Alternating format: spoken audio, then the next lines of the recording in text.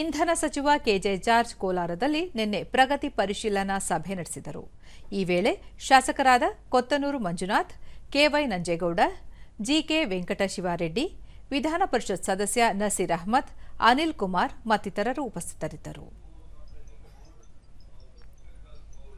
ಈ ವೇಳೆ ಸಚಿವರು ಜಿಲ್ಲೆಯ ವಿದ್ಯುತ್ ಸಮಸ್ಯೆಗೆ ಶಾಶ್ವತ ಪರಿಹಾರ ಕಂಡುಕೊಳ್ಳುವ ಉದ್ದೇಶದಿಂದ ಕೇಂದ್ರದ ಕುಸುಮ್ ಬಿ ಮತ್ತು ಸಿ ಯೋಜನೆಗಳ ಕುರಿತು ಅಧಿಕಾರಿಗಳೊಂದಿಗೆ ಮಾಹಿತಿ ಪಡೆದುಕೊಂಡರು.